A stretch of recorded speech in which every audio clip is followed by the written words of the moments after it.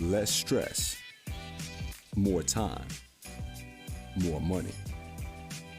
Welcome to the Cash Flow Contractor, short with Martin Holland.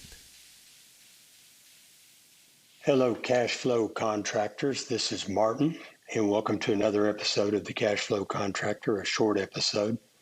In this one, I'd like to talk about something that's come up over the last couple of weeks, several times, and many times over the last months and years.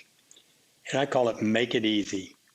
And in this case, I'm not talking about making it easy for you, but rather making it easy for your customers and your prospects. You know, Amazon and Google have a lot of things in common, but they have one really glaring thing in common, and that is that they both make it very easy to do business with them.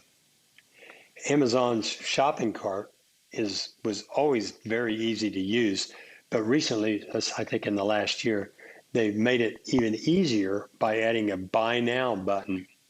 The sole purpose of that buy now button was to reduce the buying process from 3 clicks to 2. Google's search page is probably the most valuable digital real estate on the internet. They could make an even greater fortune by selling ads on that page, but they don't do it. The company wants the search experience to be as easy as possible for users, and they'll make their money later on in the process. So how about you? Do you make it easy for your customers? How do you deal with your prospects and customers? What would they say? Would they say you are easy to do business with or not? For example, do you have a process for promptly returning telephone calls and promptly responding to emails and other forms of customer communication? Does your Facebook ad take prospects to your home page where they have to navigate to find the answers they came for, or does it take them straight to a page that contains the information referred to in your Facebook ad?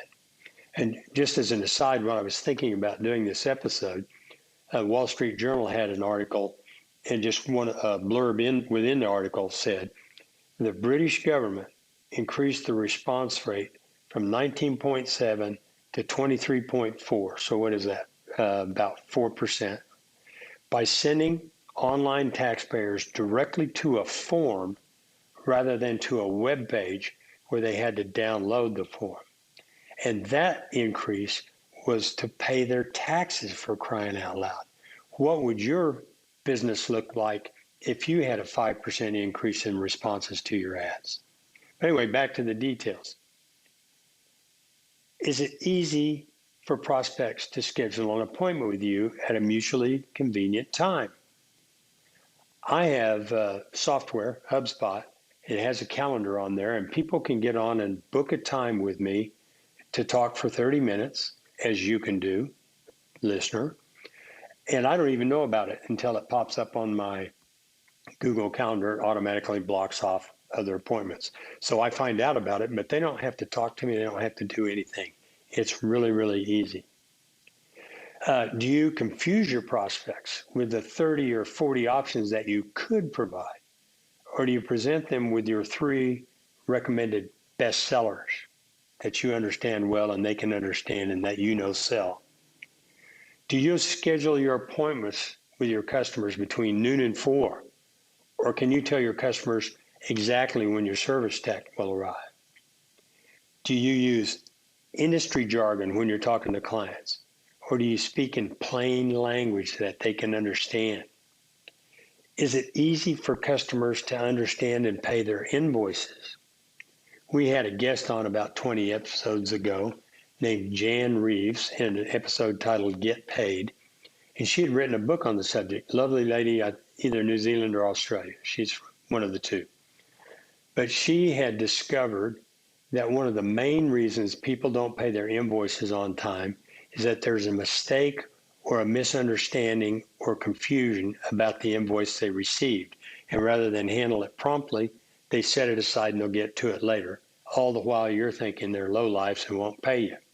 So is it easy for customers to understand and pay your invoices?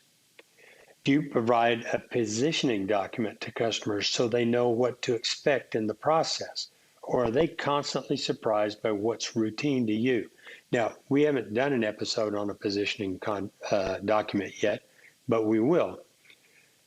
What it is if you build swimming pools or build pergolas or build homes or do remodeling, the chances are you've done it tens or hundreds or even thousands of times. Most often, your customer has never done it. Who in that comparison is likely to know what's going to happen and who is likely to not know? That's right. You have experience, you've seen it. A positioning document is a document in which you take things that routinely go rain, subcontractor issues, right now supply shortages. Tell your customers about that in advance. I think sometimes the reluctance to tell people about what could possibly go wrong and what will go right, what a normal process looks like, is we're anxious to get the sale and we wind up just doing a little bit of overselling, which turns into under delivering. We're way better off to do something like the positioning document and be clear with people what they can expect as the process moves forward. We need to make it easy. James Clear wrote a book called Atomic Habits, which I highly recommend, by the way. It's not about making it easy. But in the book, he describes what he calls the law of least effort. Now, the law of least effort tells us that people, when they're deciding between similar options, are hardwired to gravitate toward the option requiring the least effort. Now, I don't know if that's a double-blind, accepted by physics university published study or not, but is there anybody who among us doesn't believe that that's true? People are hardwired to gravitate toward the option requiring the least effort. You are losing sales and referrals with every step you impose on prospects and customers. So think about it. Where do things hang up in your selling and delivery process? Where is it easy for you but hard for your prospects and customers? Where have customers in the past shown frustration in your processes? Think about those things, write them down, and start to address them. Start there.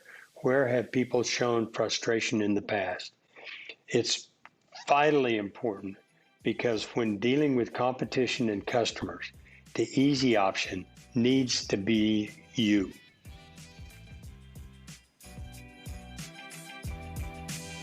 Thanks for listening to The Cashflow Contractor. Check out our website in the show notes or visit thecashflowcontractor.com.